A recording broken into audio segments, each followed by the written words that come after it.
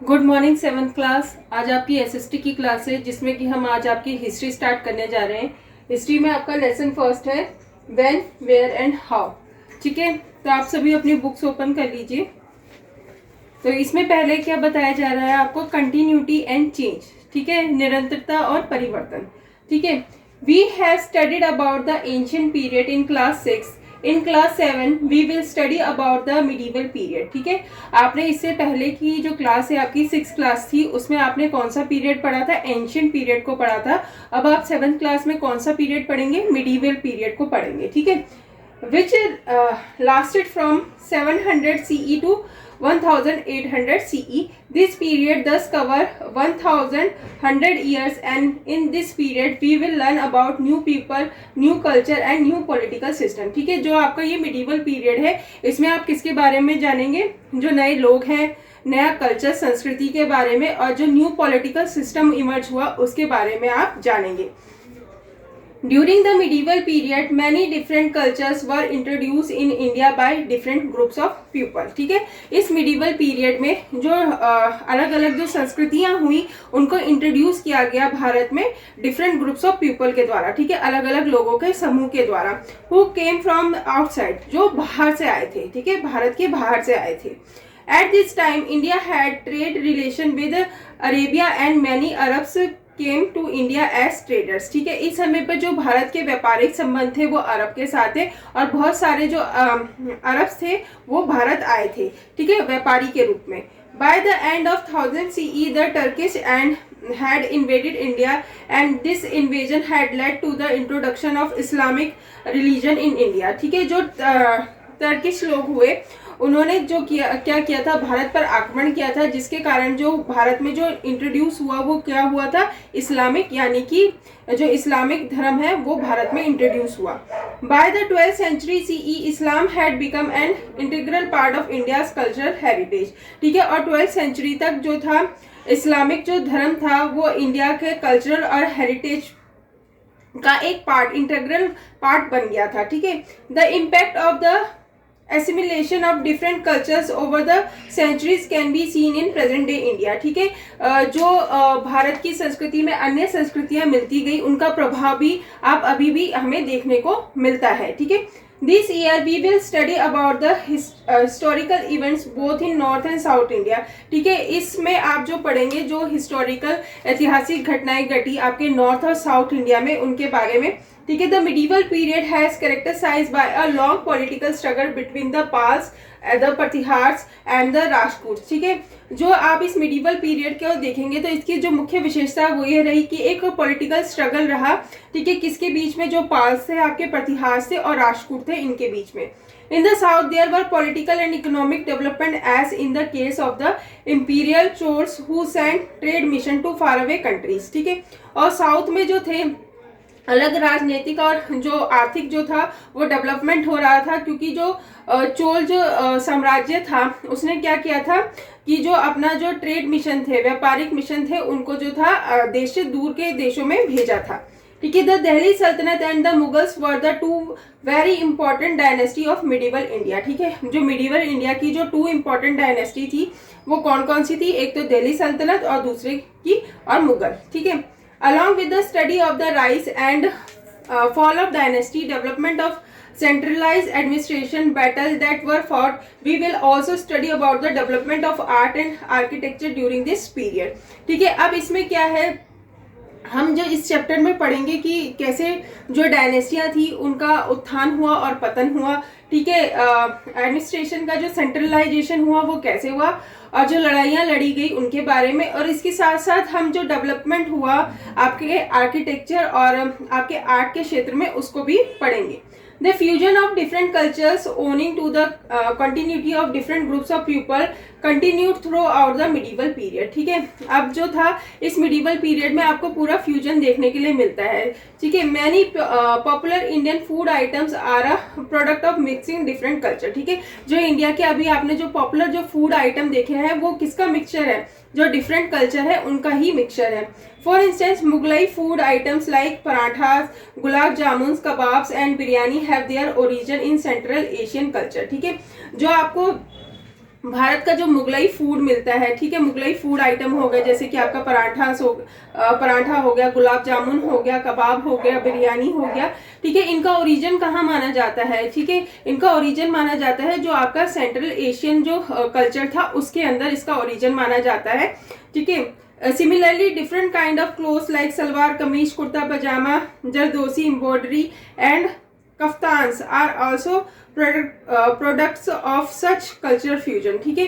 और जो आप अभी अपने कपड़े पहनते हैं जिसमें कि आपकी सलवार कमीज हो गई, कुर्ता पजामा हो गया, ठीक है, जो जरदोसी की एम्ब्रॉयडरी होती है उसकी, कफ्तान्स हो गई, ये भी किसका कल्चर का ही फ्यूजन है, ठीक है, अलग अलग कल्चर के फ्यूजन से ये बने हैं। This can also be seen in the field of art and architecture, यही फ्यूजन आपको किसमें, आर्ट और आर्किटेक्चर की फील्ड में भी देखने को मिलता है। Indo Islamic architectural style can be seen in architectural masterpiece like the Taj Mahal, Red Fort and Gol Gumbaz, ठीक है, जो आपको इंडो इस्लामिक, ठीक है, वो जो आर्किटेक्चर का जो फ्यूजन देखने को मिलता है वो किसमें देखने को मिलता है, जो आपका ताजमहल का निर्माण किया गया उसमें गोल गुम्बज बना है वो, और रेड फोर्ट, ठीक है। One characteristic feature of this form of architecture is landscape gardening, ठीक है, और जो इसका जो आपको जो एक जो विशेषता जो है इस आर्किटेक्चर की वो क्या है, जो इसमें लैंडस्केप गार्डनिंग करी गई है उसकी, ठीक है। Urdu was also bought into existence because of the mixing of culture in the medieval period, ठीक है, और उर्दू भी थी इसी कारण से उभर कर सामने आई, जो आपके मिडिवल पीरियड में मिक्सिंग ऑफ कल्चर्स हुआ उसके कारण। This period witness the growth of trade and commerce and the emergence of commercial towns like Hampi and Masulipatnam, ठीक है।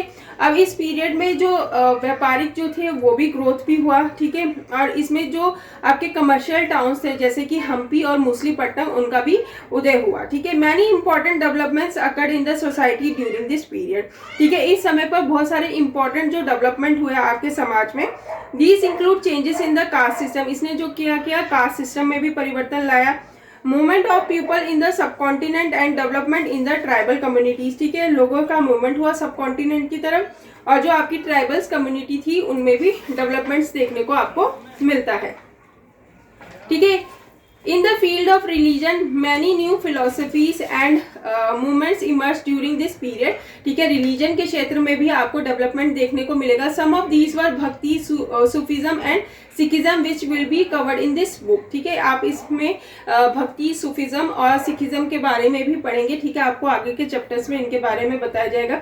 Money religion languages also developed and flourish during the medieval period, ठीक है, बहुत सारी जो रीजनल जो लैंग्वेजेस हुई, क्षेत्रीय भाषाएं हुई, उनका भी विकास हुआ इस मिडिवल पीरियड में। दीज इंक्लूड गुजराती, ठीक है, इसमें गुजराती, मराठी, कन्नड़ा, बंगाली, राजस्थानी, उड़िया, असमीज, इनको शामिल किया जाता है, ठीक है। We will also read about how many regional kingdoms emerge and flourish during this period, ठीक है, जो क्षेत्रीय साम्राज्यों का भी इसमें विकास हुआ उसके बारे में भी आप पढ़ेंगे। The medieval period does not lack in travelers' account, quote, chronicle, inscription and calligraphy. Many places, temple, tombs and monuments belonging to this period still exist, ठीक है।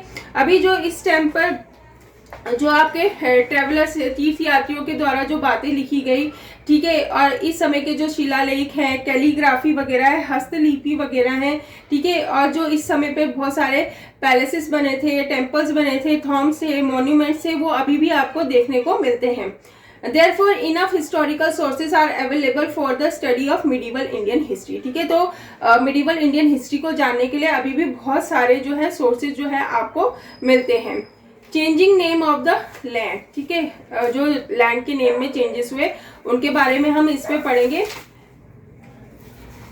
India was known by different names during different periods of history, ठीक है, भारत को अलग अलग समय पर अलग अलग नामों से जाना जाता था। During the Vedic period the land between the Vindhyas and the Himalayas were referred to as Aryavarta or land of the Aryans, ठीक है, जो विंध्यास और हिमालय के बीच की जो जमीन थी उसको आप किस नाम से जानते थे, आर्यवर्त और या आर्यंस के नाम से जानते थे, ठीक है। Later the Puranas refer to the Indian subcontinent as Bharatvarsham, ठीक है, और बाद में जो भारत को किस नाम से जाना गया, भारतवंशम के नाम से जाना गया। The invasion by the central Central and Western Asian tribes led to the change in the name used for the subcontinent. The Indian subcontinent is referred to as Hind or Hindustan in the Persian account, where Hind stands for Sindh and Stan stands for land. ठीक है, अब जो आक्रमण हुआ जो आपके central और western जो एशियन ट्राइब्स थे उनके द्वारा, उसने क्या किया, जो भारत का जो नाम था उसमें बहुत से चेंजेस हुए. ठीक है, भारत को किसके नाम से जाने लगा हिंद या हिंदुस्तान के नाम. Hindustan is the Persian account where Hind stand for Sindh and stan stand for land. ठीक है, अब हिंदुस्तान का पर्शियन अकाउंट में क्या मतलब है, हिंद का मतलब था, हिंद किसके लिए था, सिंध के लिए, और जो स्थान जो था वो लैंड के लिए था. ठीक है, in the 13th century Hindustan comprise land around the Indus river. This term was also used by the Delhi sultans and the Mughal rulers to refer to their realms. The term Hindustan was also used to denote the entire subcontinent at times. ठीक है, अब जो था पूरे इस subcontinent को किस नाम से जाने लगा था, हिंदुस्तान के नाम से, जो आपकी दिल्ली सल्तनत थी और मुगल्स एम्पायर्स ने भी इस नाम का इस्तेमाल किया. सोर्सेज ऑफ हिस्ट्री क्या है आप, sources of history refer to those item which historian study to understand the past. ठीक है, सोर्सेज ऑफ हिस्ट्री उन चीज़ों को रेफर्स करती है, उन आइटम्स को रेफर करती है जिनसे कि इतिहास का स्टडी कर पाते हैं जो आपका पास्ट है उसको. These include literature, coins, painting, inscriptions, monument, etc. ठीक है, अब इन आइटम्स में किनको शामिल करते हैं, जो आपका लिटरेचर हो गया, कॉइन्स हो गए, पेंटिंग्स हो गई, आपकी इंस्क्रिप्शंस हो गए, मॉन्यूमेंट्स हो गए, इनको आप इन जो आइटम्स हैं उनमें शामिल करते हैं.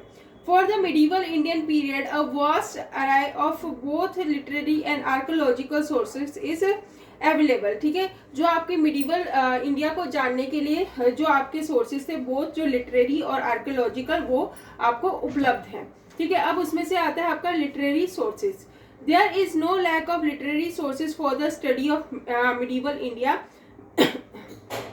विच corresponds to the period from 700 CE to 1800 CE. ठीक है, जो आपको अगर मिडिवल इंडिया को जानना है तो उसके लिए जो लिटरेरी सोर्सेज है वो बहुत ही उपलब्ध हैं. ठीक है, जो 700 CE से 1000 CE के बीच का था. These sources which are available in form of manuscripts, books and scrolls can be found in museum and libraries in India and abroad. ठीक है, और जो ये सोर्सेज है वो आपको अवेलेबल है किस फॉर्म में, मनुस्क्रिप्ट की फॉर्म में या बुक्स की फॉर्म में या स्क्रोल्स की फॉर्म में. ठीक है, ये आपको म्यूजियम्स और लाइब्रेरी में मिल जाएंगे, भारत में या बाहर विदेशों में. ठीक है, अब आपका आता है कोर्ट क्रॉनिकल्स. ठीक है, court chronicles are an important example of literary sources. ठीक है, ये लिटरेरी सोर्सेज के बहुत ही इंपॉर्टेंट एग्जाम्पल है आपके. These are textual records that had been written by court historians and poets. ठीक है, अब ये क्या है, टेक्सचुअल रिकॉर्ड्स हैं आपको जिनको किन्होंने लिखा है, जो दरबारी रहे उस समय के, जो कोर्ट हिस्टोरियंस एंड पोएट रहे, उन्होंने लिखा है.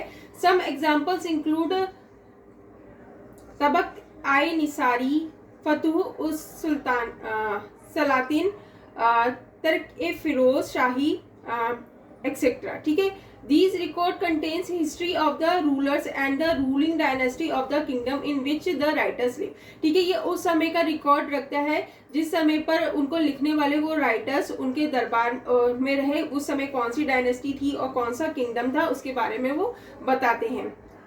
तबाक i Nasiri was written by Minhaj ul Siraj and provides a great deal of information regarding the Delhi sultanate. ठीक है, जो आपकी दिल्ली सल्तनत हुई उसके बारे में जो आपको इम्पोर्टेंट नॉलेज किससे मिलती है, तबक ए नासिरी से. ठीक है, जो कि किसने लिखी थी, मिनहाज उल सिराज ने. ठीक है,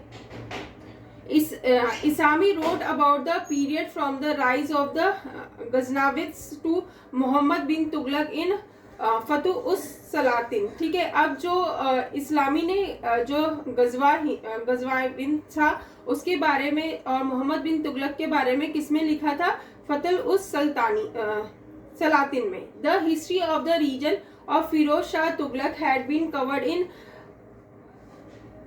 जियाउद्दीन बनी टर्की ए फिरोज शाही. ठीक है, अब जो हिस्ट्री है आपकी फिरोज शाह तुगलक की वो किसमें कवर करी गई है, जियाउद्दीन बनी की जो किताब उन्होंने लिखी है टर्की से फिरोज शाही में. ठीक है, Abdul Fazal was famous court chronicle who lived during Akbar's reign. ठीक है, जो अब्दुल फजल हुए वो अकबर के दरबार में थे। ठीक है, he wrote 2 important work of the period. उन्होंने उस समय के 2 इम्पोर्टेंट जो वर्क्स थे वो लिखे उस समय में।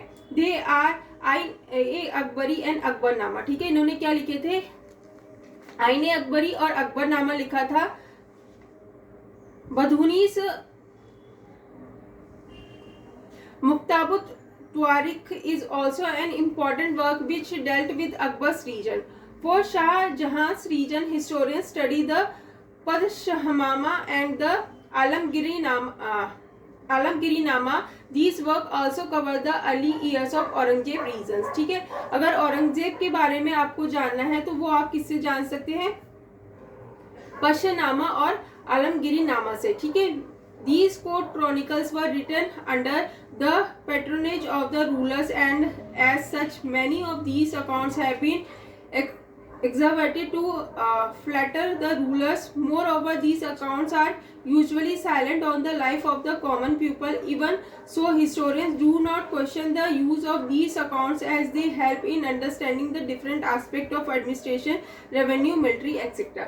ठीक है, जो इन राजाओं के बारे में जो ये वृत्तांत लिखे गए, इनमें जो आम जो नागरिक थे उनके बारे में कुछ नहीं लिखा गया था। ठीक है, इतिहासकार भी इसके बारे में कोई क्वेश्चन नहीं उठाते हैं, क्योंकि उन्हें जो ये थे वृत्तांत थे उनसे क्या होता था, जो उस समय के डिफरेंट एस्पेक्ट हुए, एडमिनिस्ट्रेशन हुआ, रेवेन्यू हुआ, मिलिट्री हुई, उसके बारे में जानने के लिए मिल रहा था।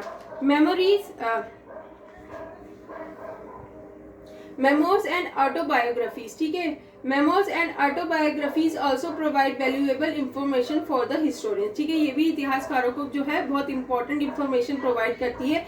सम examples of medieval Indian memoirs and autobiographies are Baburnama, Jahangirnama and Humayunnama. ठीक है, ये जो ऑटोबायोग्राफी से जो बाबरनामा है, आपका जहांगीरनामा है और हुमायूंनामा है। ठीक है, Baburnama is the name of Bahadur Shah memoir which draws a clear picture of the natural landscape of India. The different aspect of Jahangir reign can be seen in the autobiography the Jahangirnama. Humayunnama was written bye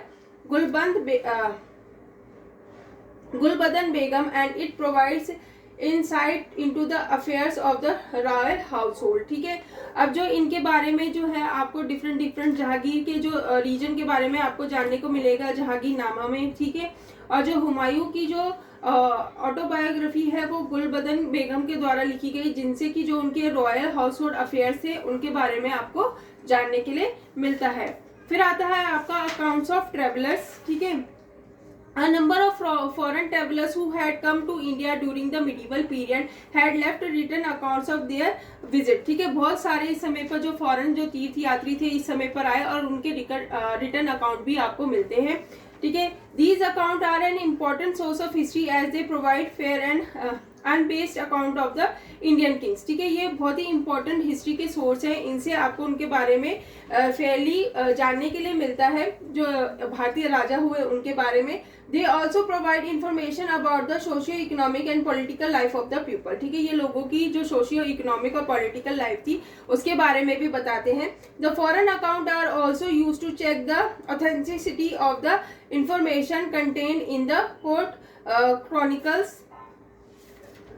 in accounts के द्वारा इन तीर्थ यात्रियों के जो लिखे गए हैं उनके द्वारा से आपको इसकी ऑथेंटिसिटी और इंफॉर्मेशन मिलती है, जो उस समय के जो वृत्तांत आपको मिलते हैं उनके बारे में।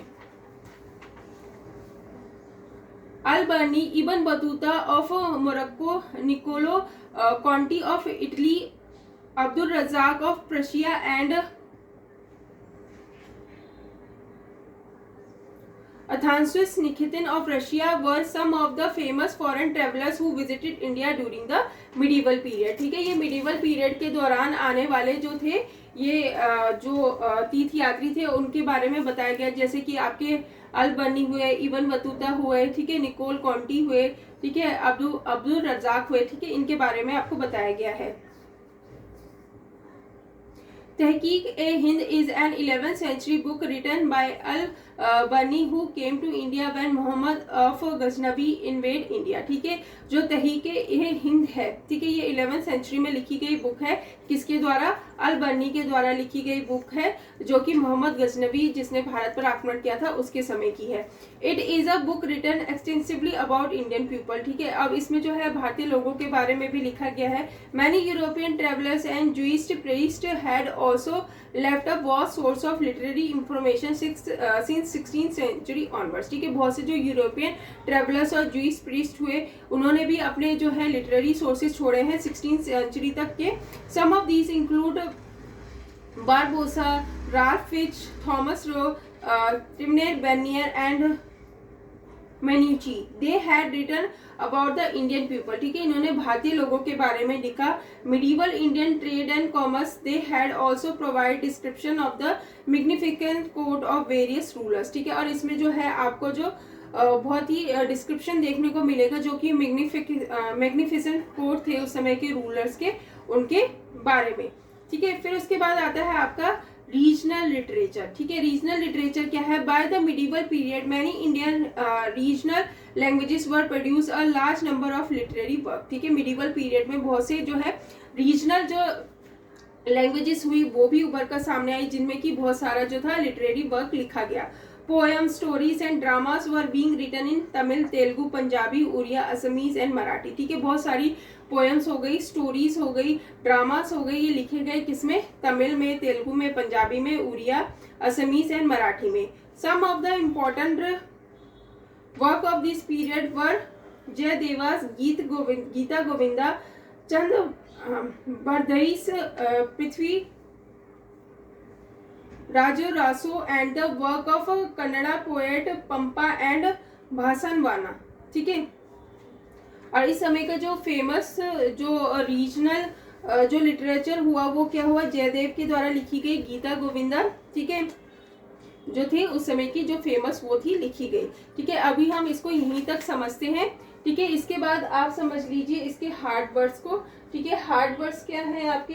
एंशियंट, हेरिटेज, प्रतिहास, Rajputs, imperial, inscription, calligraphy, monument, archaeological, autobiographies. ठीक है, फिर इसके बाद आते हैं आपके वर्ड मीनिंग। एंशियंट का मतलब होता है प्राचीन, कल्चर का मतलब होता है संस्कृति, इन्वेजन आक्रमण, इंस्क्रिप्शन का मतलब होता है शिलालेख, हेरिटेज होता है विरासत, कैलीग्राफी होता है हस्तलिपि, मॉन्यूमेंट होता है स्मारक, ट्रेवलर यानी कि यात्री, ऑटोबायोग्राफीज मतलब आत्मकथा, स्कल्पचर्स मीन मूर्तियां।